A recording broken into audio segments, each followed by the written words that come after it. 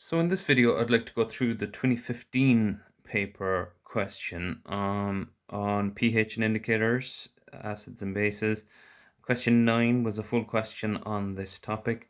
So if we look there, the start of it starts pretty straightforward. It's a different looking kind of question to other years, but the start is quite straightforward. And then in the middle, there's quite a lot of marks going for drawing a pH curve. They've given you a whole set of values, the pH and the volume of the sodium hydroxide that you've added and how the pH changes.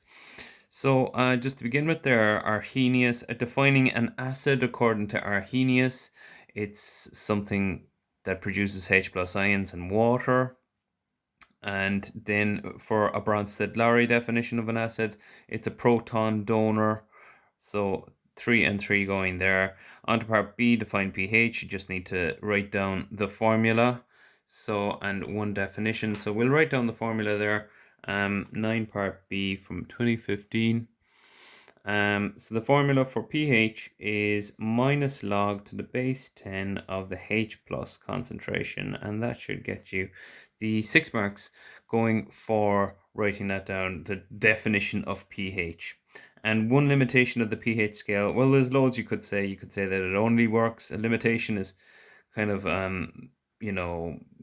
why doesn't it not always work, or why is it not always the greatest? I suppose a disadvantage maybe might be another word for it.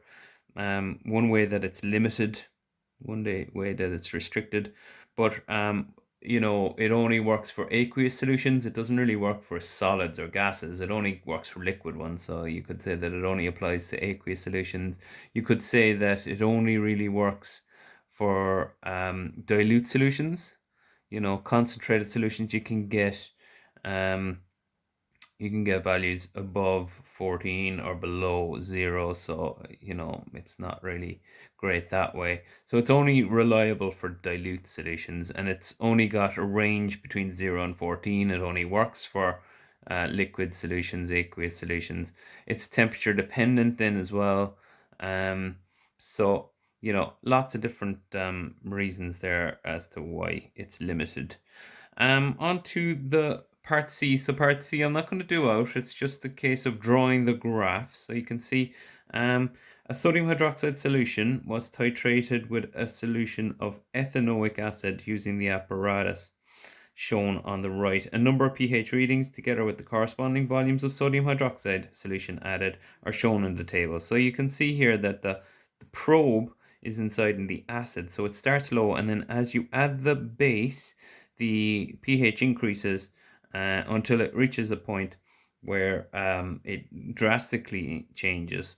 So you can see here that this is the volume of the base that's added, and then you can see that it shoots up in or around here, and then it kind of levels off again. So you'd see your graph kind of going along smooth and then straight up and then smooth again, more or less, because the last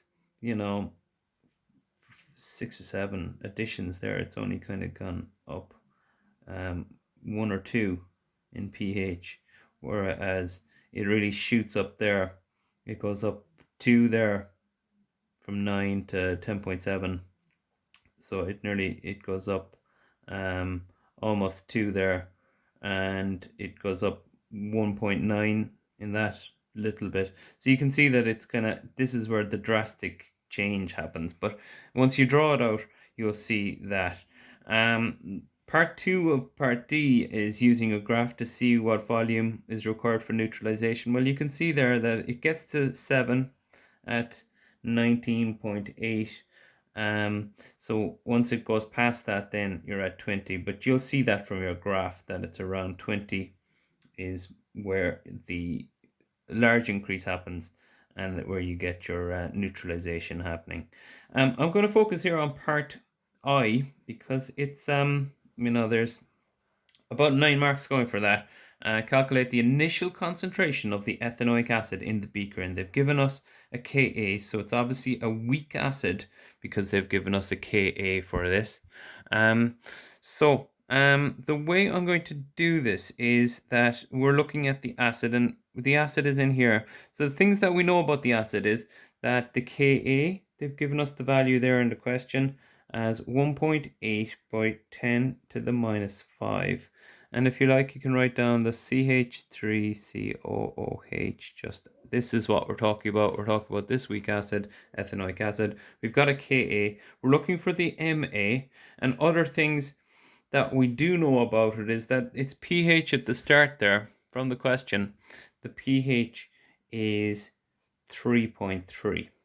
So we're going to have to use this information to try and figure out what the Ma, the molarity of the acid is. And I suppose we have this formula to help us. We also have the reverse of that formula. Let's say the H plus concentration is equal to the antilog of the minus pH. So we might use that for a start, because we know the pH, we can slot it in, we can find the H plus concentration. So that's what I'm going to do first. H plus concentration is equal to the antilog of the minus pH, which is 3.3 in this case. And when we do that, second function log minus 3.3, we get a value of 5.01 by 10 to the minus 4. So that's our H plus concentration. Now, we can now slot this value into the one that we have for weak acids. Remember the weak acid formula, you might say, is H plus concentration is equal to the square root of the Ka by the Ma. Now, we have the H plus concentration, so again, we're kind of working backwards. We're going to slot that in here. We know the Ka, and we need to find the Ma. So we're going to say 5.01 by 10 to the minus 4 is equal to the square root of, well, we have the Ka given to us on the question, 1.8 by 10 to the minus 5, and that's times the Ma. Okay, the way I'm going to get rid of the square root is I'm going to square both sides. So I'm going to say 5.01 by 10 to the minus 4 and square that. And that will be equal to 1.8 by 10 to the minus 5 by Ma. That gets rid of our square root. So 5.01 10 to the minus 4 squared will give us a value of 2.51 by 10 to the minus 7. And that's equal to 1.8 by 10 to the minus 5 times Ma. So now if I'm looking for the Ma, all I need to do is divide both sides by 1.8 by 10 to the minus 5. So divide that by 1.8 by 10 to the minus 5. And we get an answer of 0.014 moles per liter. And that's the answer for the Ma, the molarity of the acid at the beginning, as they have asked you the initial concentration in there. So that's the difficult part in this, I would say. Part 2 is just looking at your graph, seeing where the slope is. You'll see it in around 20 centimeters cubed. And part E is just using your knowledge of indicators. It's just saying what indicator could be used to detect the endpoint in this titration. Well, the most likely answer that you'd have there is phenolphthalein. 6 marks going for that.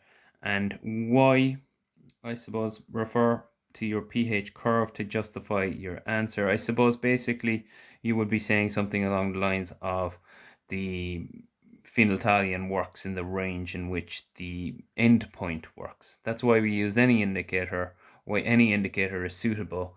Where the drastic change in pH happens is where the endpoint happens.